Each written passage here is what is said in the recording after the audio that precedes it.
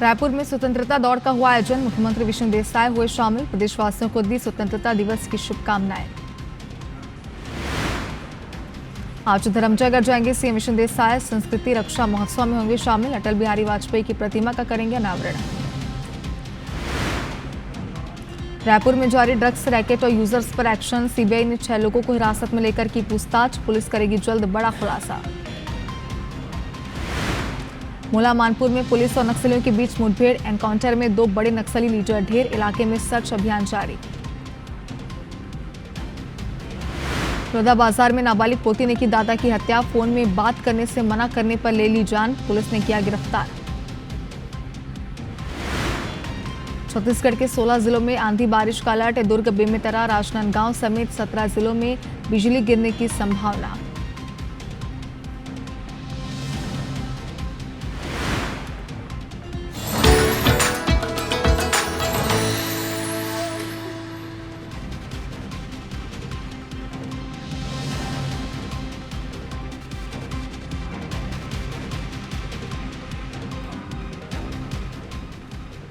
नमस्कार, आप देख रहे हैं जोहार छत्तीसगढ़ और मैं हूं आपके साथ शुभांगी ठाकुर। इस बुलेटिन में हम आपको देंगे छत्तीसगढ़ की अब तक की सभी खबरों का पूरा अपडेट। साथ ही बताएंगे आपके प्रदेश में आज क्या खास रहने वाला है। बुलेटिन की शुरुआत करेंगे एक महत्वपूर्ण खबर के साथ। कल देश भर में स्वतंत्रता दिवस मनाया जाएगा और इसके पहले देश भर में तिरंगा यात्रा और स्वतंत्रता दौड़ का आयोजन किया जा रहा है। राजधानी रायपुर की अगर बात करें तो आज सुबह स्वतंत्रता दौड़ का आयोजन हुआ, जिसमें प्रदेश के मुखिया विष्णु देसाई शामिल हुए। रानी दुर्गावती की प्रतिमा पर माल्यार्पण करने के बाद मुख्यमंत्री ने दौड़ लगाई। इस दौरान हजारों की संख्या में स्कूली बच्चे और स्थानीय लोग शामिल हुए। सभी हाथों में तिरंगा थामे हुए तिरंगे के रंग में रंगे हुए नजर आए। इस दौड़ का आयोजन रायपुर के तेलीबांधा तालाब से भारत माता चौक तक किया गया। इससे पहले बुधवार की शाम को रायपुर में विशाल तिरंगा रैली निकाली गई। रैली में सीएम विष्णु देसाई, सांसद बृजमोहन अग्रवाल, विधायक सुनील सोनी, मोतीलाल साहू, पुरंदर मिश्रा समेत बड़ी तादाद में भाजपा नेता, कार्यकर्ता और पदाधिकारी शामिल हुए और पैदल चलते हुए मरीन ड्राइव तक पहुंचे। इसके बाद अलग अलग युद्ध में शामिल हुए सेना के जवानों को सम्मानित किया गया। तिरंगा यात्रा की शुरुआत शहीद स्मारक भवन से हुई, जिसमें 500 मीटर लंबे तिरंगा को थामे सैकड़ों लोग आगे बढ़े। शहीद भगत सिंह चौक पर सीएम साय भी इस पैदल यात्रा में शामिल हुए।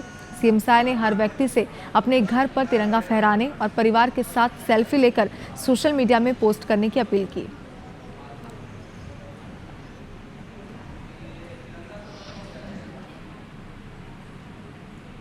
स्वतंत्रता दौड़ 2025 का आयोजन किया गया। तेलीबांधा चौक से भारत माता चौक तक सभी वर्ग के हमारे नागरिक बंधुगण, अधिकारीगण, हमारे स्कूल के बच्चे सभी शामिल हुए। मैं सबको इसमें शामिल होने के लिए अपने तरफ से बहुत बहुत बधाई, धन्यवाद देता हूं और पूरे प्रदेशवासियों को स्वतंत्रता दिवस की अग्रिम शुभकामनाएं। तो देश भर में स्वतंत्रता दिवस पर बीजेपी तिरंगा यात्रा निकाल रही है। इसी कड़ी में छत्तीसगढ़ के कई जिलों में तिरंगा यात्रा निकाली गई, जिसमें भाजपा के दिग्गज नेता और कार्यकर्ता शामिल हुए। हम आपको अलग अलग जिलों की ये तस्वीरें दिखा रहे हैं। पहली तस्वीर बिलासपुर से है, जहां तिरंगा यात्रा में केंद्रीय राज्य मंत्री तोखन साहू, वरिष्ठ विधायक धर्मलाल कौशिक, बेलतरा विधायक सुशांत शुक्ला, महापौर पूजा विधानी समेत अन्य कार्यकर्ता शामिल हुए। तिरंगा यात्रा के तौर पर इस बाइक रैली में भाजपा कार्यकर्ता देशभक्ति गीतों में झूमते हुए शहर के प्रमुख स्थानों से होकर निकले। दूसरी तस्वीर जांजगीर की है, जहां नैला से कचहरी चौक मोर तिरंगा मोर अभियान के तहत 105 फीट की तिरंगी यात्रा निकाली गई। इस दौरान सांसद कमलेश जांगड़े, छत्तीसगढ़ खनिज विकास निगम के अध्यक्ष सौरभ सिंह, पूर्व नेता प्रतिपक्ष नारायण चंदेल, भाजपा जिला अध्यक्ष अम्बेश जांगड़े, जिला पंचायत की अध्यक्ष सत्यलता मीरी मौजूद रहीं। तीसरी तस्वीर पत्थलगांव की है, जहां विधायक निवास कार्यालय से हर घर तिरंगा घर घर तिरंगा अभियान के तहत विधायक गोमती साय की उपस्थिति में नगर के तीनों मुख्य मार्गों में भव्य तिरंगा यात्रा निकाली गई। चौथी तस्वीर बालोद की है, जहां जिला मुख्यालय स्थित सरदार वल्लभ भाई पटेल मैदान में भव्य तिरंगा यात्रा निकाली गई। इसी तरह कांकेर में भी तिरंगा फहराने को लेकर तैयारी शुरू कर दी गई है।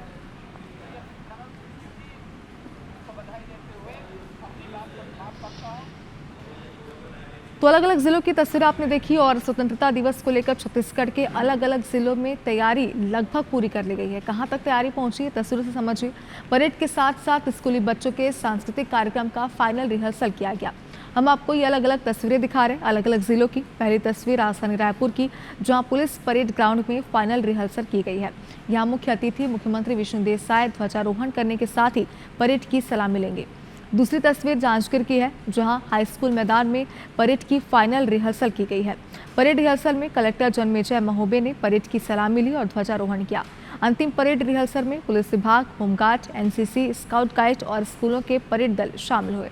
तीसरी तस्वीर बलरामपुर की है, जहां रिहर्सल कार्यक्रम का आयोजन किया गया। जिले के कलेक्टर राजेंद्र कुमार कटारा और पुलिस अधीक्षक वैभव बैंकर रमन लाल इस दौरान मौजूद रहे।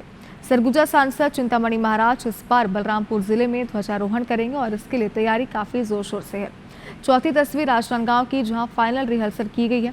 इस फाइनल रिहर्सल में मुख्य अतिथि के तौर पर जिला पंचायत सीईओ सुरुचि सिंह शामिल हुई और उन्होंने ध्वजारोहण कर परेड की सलामी ली।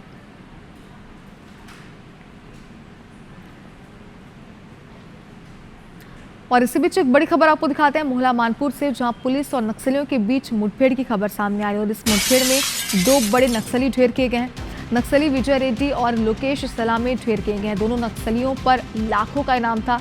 बंडा पहाड़ के जंगल में ये मुठभेड़ हुई। इलाके में जवानों का सर्च अभियान अभी भी जारी है। एसपी यशपाल ने इसकी पुष्टि की है। तो देखिए, एक बड़ी सफलता के तौर पर इसे देखा जा रहा है, क्योंकि जो मुठभेड़ हो रही थी इसमें जो 2 बड़े नक्सली हैं ढेर हुए हैं, जो बड़े नक्सली लीडर बताए जा रहे हैं, उनमें लाखों का इनाम भी घोषित था। नाम भी आपको बता देते हैं। नक्सली विजय रेड्डी और लोकेश सलामे को ढेर किया गया। दोनों नक्सली पर लाखों का इनाम था। बंडा पहाड़ के जंगल में ये मुठभेड़ हुई, जिसके बाद इलाके में सर्च ऑपरेशन अभी भी जारी है।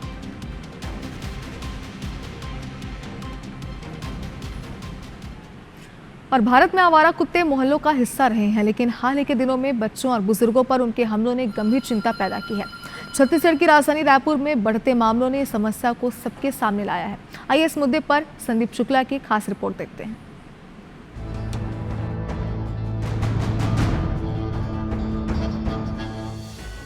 भारत में आवारा कुत्ते मोहल्लों का हिस्सा रहे हैं, जिन्हें लोग खाना खिलाते हैं। लेकिन हाल ही में बच्चों और बुजुर्गों पर कुत्ते के हमले के वीडियो सामने आने से लोग गुस्से में हैं। रायपुर में पिछले 3 साल से 51,730 कुत्तों के काटने के मामले सामने आए हैं, जिनमें 2025 में अब तक 1764 बच्चे शिकार बने हैं। 7 साल की खुशी, जिसका चेहरा कुत्तों ने नोच लिया, और वासु कश्यप, जिस पर कुत्तों के झुंड ने हमला किया, जैसे मामले समस्या की गंभीरता दिखाते हैं। परिवारों ने इलाज में लाखों रुपए खर्च किए, लेकिन सरकार की ओर से कोई मदद नहीं मिली।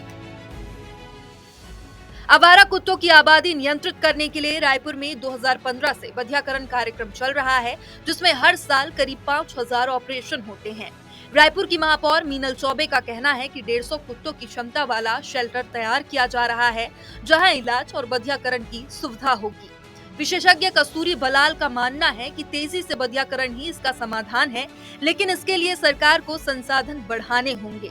वे सुप्रीम कोर्ट के फैसले को असंवेदनशील मानती है और पुनर्विचार की मांग करती है। परिणाम ये हो रहा है कि हमको लगातार आवारा कुत्ते हैं वो ज़्यादा दिखाई दे रहे हैं।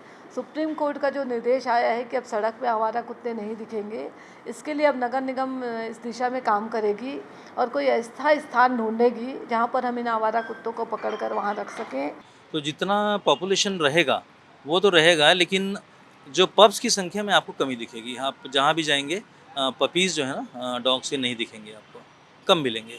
सुप्रीम कोर्ट द्वारा ये जो आया है ये बहुत ही अमानवीय है और इसके ऊपर रिव्यू पेटिशन ज़रूर फाइल होंगे। हम लोगों ने जितने भी एनिमल वेलफेयर कम्युनिटी है, हमने चीफ जस्टिस ऑफ इंडिया को हज़ारों ईमेल्स भेजे हैं। इनफैक्ट रायपुर से भी हज़ारों ईमेल्स गए हैं। रायपुर नगर निगम के पास आवारा कुत्तों को लेकर आंकड़े तो नहीं है, लेकिन अंदाजा लगाया जा सकता है कि शहर में लगभग 15,000 आवारा कुत्ते हैं और जिनकी जनसंख्या पर नियंत्रण पाने का एक ही तरीका है, वो है बधियाकरण, उनकी नसबंदी। रायपुर में फिलहाल जो कालीबाड़ी के पास जो अस्पताल है वहाँ पर कुल मिला के दिन में 10 से 12 ऑपरेशन होते हैं। लेकिन आपको बता दूं, एक प्रोजेक्ट लाया गया था डॉग शेल्टर का। ये डॉग शेल्टर बनाया गया है सोनडोंगरी में और ये दावा किया गया कि हर महीने यहाँ पर सैकड़ों ऑपरेशन होंगे। तो अब मैं आपको जो असली तस्वीर है वो दिखाता हूँ। काफ़ी वृहद पैमाने पर देखिए आप कंस्ट्रक्शन किया गया है। तो ऐसे आप देखेंगे कि ऐसा एक लेन में करीब करीब 12 से 14 जो है केज है। एक केज में 1 या 2 कुत्तों को रखा जाएगा। ऐसी करीब करीब 6 से 7 लेन है। मतलब कुल मिला के लगभग 80 पिंजरे यहाँ पर बनाए गए हैं। एक में 2 कुत्तों को रखा जा सकता है, ऐसा बताया गया है। देखिए ये ऑपरेशन थिएटर का दरवाज़ा है, ऑपरेशन थिएटर भी बनाया गया है। लेकिन आप जब फिर बाहर आते हैं तो आपको दिखाई देगा कि ऑपरेशन के बाद अगर कुत्ते छोड़े जाएंगे या आवारा कुत्तों को यहाँ रखा जाएगा तो देखिए पूरा इलाका कच्चा है, कीचड़ से भरा हुआ है। सबसे बड़ी बात कि बाउंड्री वॉल का काम, जाली लगाने का काम अभी तक यहाँ पर अधूरा है। आवारा कुत्ते भारतीय समाज में एक संवेदनशील मुद्दा है जो हमारी संस्कृति से जुड़ा है। चुनौती ये है कि न तो इंसानों की जान खतरे में हो और न ही पशुओं को नुकसान पहुंचे। प्रशासन को समाज के साथ मिलकर ऐसा रास्ता निकालना होगा जो सभी के लिए सुरक्षित हो। संदीप शुक्ला, IBC 24, रायपुर। और अब बात कोरबा की, जहां नगर निगम के गौठान में भारी अव्यवस्था के चलते भूख प्यास से गायों की मौत हो रही है। इसका वीडियो वायरल होने के बाद गौ सेवकों और निगम अमले में खलबली मच गई। निगम सभापति नूतन ठाकुर अधिकारियों के साथ गौठान पहुंचे और यहां पर बदइंतजामी का आलम देखकर भड़क गए। गौठान में एक मृत बछड़े को कुत्ते नोच रहे थे, वहीं भूख से 3 गायें मरणासन स्थिति में मिली। इसके बाद वे सिविल लाइन थाना पहुंचे और दोषियों पर कार्रवाई के लिए थाने में शिकायत की। पेबेड़ा में किडनी की समस्या से पीड़ित मरीजों के लिए लगाई गई एम्बुलेंस का 12 माह में बिल 14 लाख रुपए हो गया, यानी कि एम्बुलेंस की कीमत के बराबर उसका बिल हो चुका है। जानकारी ये सामने आ रही है कि एम्बुलेंस सेवा वाले फर्म से जिस एम्बुलेंस को लाया गया था उसका विधिवत अनुबंध नहीं किया गया। हर महीने एम्बुलेंस लगभग 1 लाख की दर से चलाई जा रही थी। अतिरिक्त चलने पर अतिरिक्त बिलिंग भी हो रही थी। नियमों को ताक पर रखकर 10 लाख रुपए का भुगतान भी कर दिया गया। मामले का खुलासा होने के बाद लोगों का ये कहना है कि मरीजों को दवाओं की जरूरत है, ऐसे में एम्बुलेंस के नाम पर इतना ज्यादा भुगतान करने की बजाय मरीज को पहले की तरह निःशुल्क दवाई उपलब्ध कराने की व्यवस्था की जाए। हालांकि नए CMHO ने एम्बुलेंस को हटा दिया है।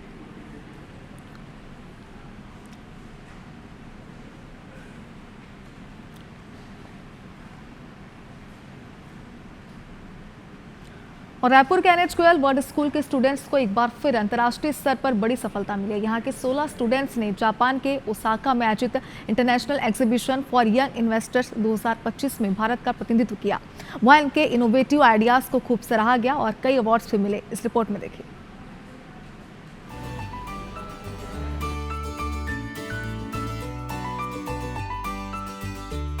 रायपुर के प्रतिष्ठित NH गोयल वर्ल्ड स्कूल के 16 स्टूडेंट्स जापान के ओसाका में आयोजित international exhibition for young investors में शामिल हुए। इस एग्जीबिशन में 25 देशों के चुनिंदा स्टूडेंट्स को इनोवेशन और आइडियाज पर चर्चा का अवसर मिला। होनहार स्टूडेंट्स ने कई क्षेत्रों में अपने रिसर्च का प्रेजेंटेशन भी दिया। NH गोयल वर्ल्ड स्कूल की टीम ने आपदा प्रबंधन, सामाजिक कार्य, डिजाइन और प्रौद्योगिकी, मशीन लर्निंग विद AI जैसे महत्वपूर्ण क्षेत्रों में प्रोजेक्ट्स प्रस्तुत किए। एग्जीबिशन में दुनिया के कई देशों से आए एक्सपर्ट्स ने NH गोयल वर्ल्ड स्कूल के स्टूडेंट्स के आइडियाज की प्रशंसा की। अंतर्राष्ट्रीय स्तर पर मिली इस उपलब्धि के लिए स्कूल के डायरेक्टर ने खुशी जाहिर की।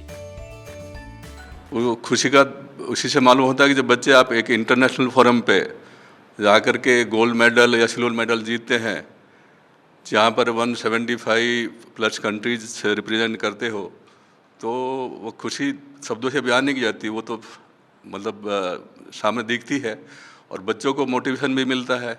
बच्चों ने वहाँ पर बहुत ही अच्छा परफॉर्म किया है और बेस्ट कंटिजेंट का अवार्ड भी इनको मिल चुका है वहाँ पे। तो इसलिए सभी बच्चों को, मैनेजमेंट को, सभी टीचर्स को, सभी पेरेंट्स को इसलिए बहुत बहुत बधाई।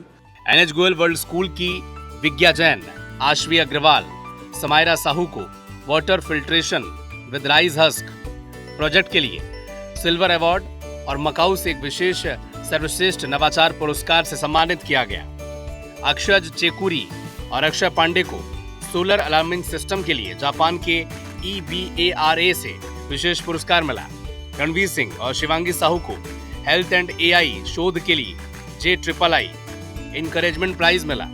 शारा वरोड़ा और विहान अग्रवाल ने कांस्य पदक और मित्सुबिशी इनोवेटिव अवार्ड हासिल किया। वेदिका बंका, अंशिका राजपूत और रिद्धिमा रामपाल को ड्रेन चेन प्रोजेक्ट के लिए चीन से राष्ट्रीय इनोवेटिव अवार्ड मिला है।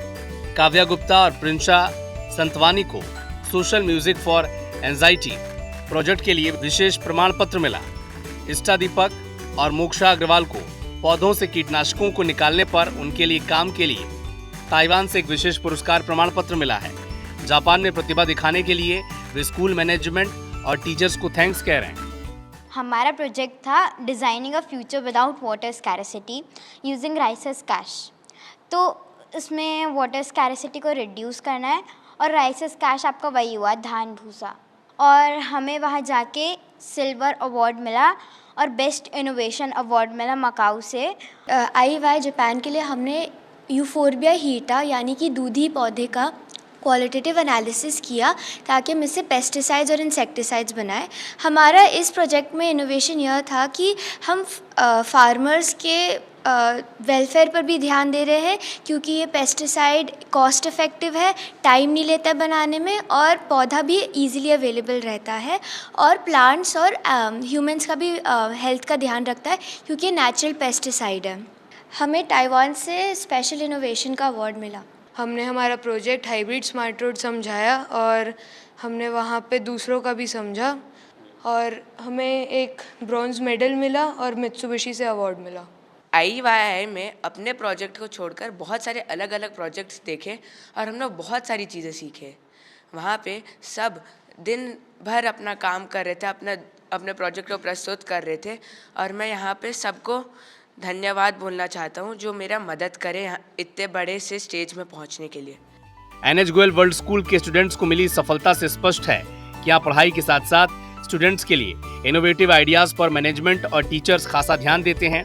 साथ ही स्टूडेंट्स के आइडियाज को राष्ट्रीय अंतर्राष्ट्रीय मंच भी दिया जाता है। इससे प्रोत्साहित होकर वे अपने आइडियाज पर और बेहतर काम करने की दिशा में आगे बढ़ते हैं, जो उनके उज्जवल भविष्य के साथ NH गोयल वर्ल्ड स्कूल की प्रतिबद्धता को दर्शाता है। सौरभ सिंह परिहार, IBC 24 रायपुर। यहाँ रुकते हैं एक और छोटे से ब्रेक, लेकिन IBC 24 पर खबरों का सिलसिला जारी रहेगा।